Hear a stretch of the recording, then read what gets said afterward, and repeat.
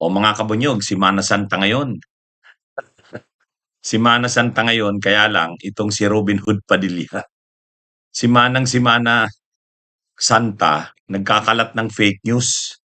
At ito pang masaklap ha, mga kabunyog.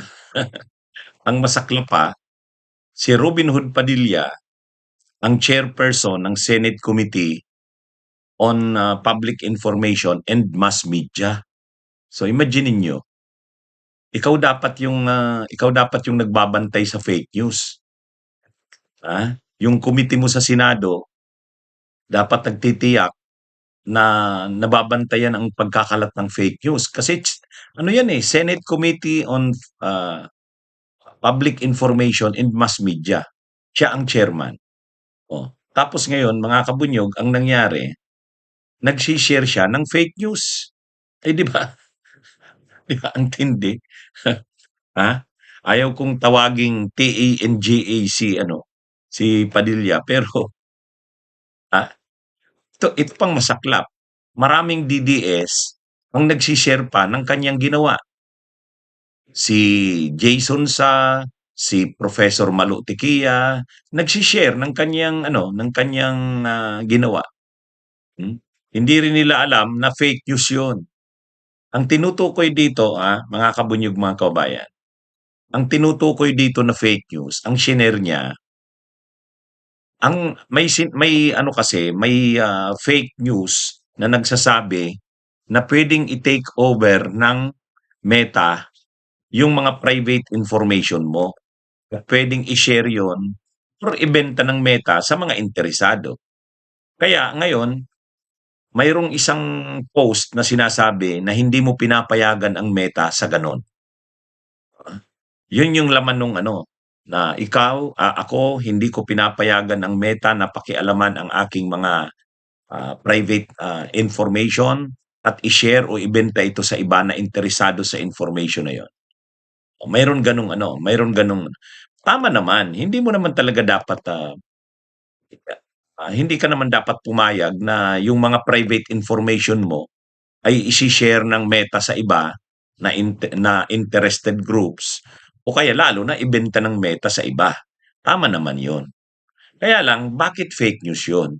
Walang gano'n na sinabi ang Meta na na gagamitin nila yung mga information at ibebenta nila ito, isi-share sa iba kahit wala kang pahintulot. Walang gano'n.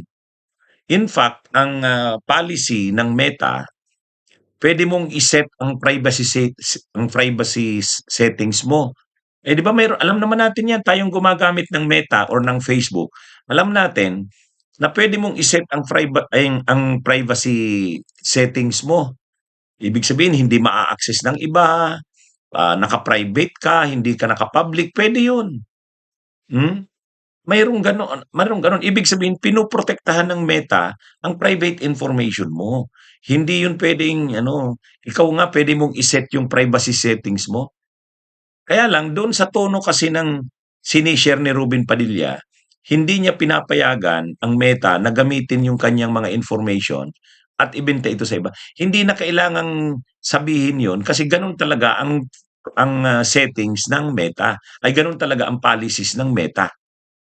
Ina-allow ka nga na i-set mo yung privacy settings mo na wag maging public ito, nasa sa'yo 'yan. Kaya hindi totoo yung share ni Robin Hood Padilla na, na copy paste. Ang ginawa niya kasi kinopy tapos pinaste niya tapos, inaano niya na rin. Kaya lang ang masaklap dito, unang-una senador siya. Pangalawa, ang committee hawak niya sa Senado ay Senate Committee on Public Information and Mass Media. Yun yung matindi do'n. Kumbaga, ikaw yung nagtitiyak na hindi kakalat ang fake news. Kasi trabaho mo yan bilang Senate Committee on Public Information and Mass Media. Tapos ikaw pa mismo yung nagkakalat ng fake news. Eh di ba napakalaking insulto sa'yo yun? Ha? Kaya ang malala pa nito, dahil nga si Robin Padilla ang nag-post niyan, maraming DDS sinishare din nila. Lalo na si lalo na si Lalo na si Professor Malu Tiquia na isang professor at political analyst. Kumbaga mawawala yung respeto sa'yo. Political analyst ka, hindi mo na-detect na fake news yun?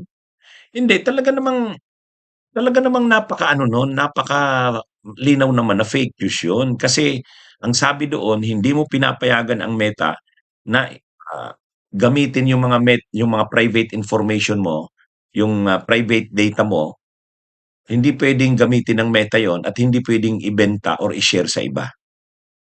Ngayon, ang tanong, bakit fake news yun? Hindi talaga puwedeng gawin ng Meta yon. Pangalawa, ang Meta nga, ang policy ng Meta or ng Facebook, hindi dapat ginagamit yung private information mo or private data mo. At ikaw, inaalaw ka ng Meta na iset mo ang privacy settings mo. So no need ka na magsabi ng gano'n. No need ka na magsabi ng gano'n kasi gano'n talaga ang policy ng Meta. Oh, ang maano dito mga kabunyog, mga kababayan, si Robin Padilla pa ang nag-share na senador ng Pilipinas. Ay 'di ba nakakahiya? At hindi pa 'yun, siya pa ang chairman ng Senate Committee on Public Information and Mass Media na nagtitiyak na hindi lalaganap ang fake news. Ewan ko kung tinake down na ni Robin Hood Padilla, pero grabe yung negative backlash. Talagang talagang pinagkikwentuhan siya sa social media ngayong Semana Santa. Semana Santa nagkakalat ng fake news si Padilla. Itong mga DDS, ah, tulad nila Malu Tiquia, si Jason Sa, at ang marami pang iba, pinagsi-share, pinagkakalat nila. Matindi ano, mga kabunyog, mga kababayan. Kaya yan yung ano ngayon, blooper na naman nitong number one senator ng Pilipinas. Ah, number one senator noong 2022 election, si Robin Hood Padilla. Okay, mga kabunyog, mga kabayan, magandang gabi sa inyong lahat.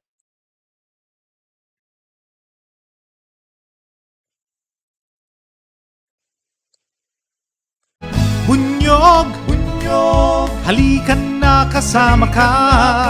Bunyog, kapag buklod ay may pag-asa. Luzon, Visayas, Mindanao, isa ang pananaw. Sa bagong Pilipinas ang bunyog isisigaw. Bunyog.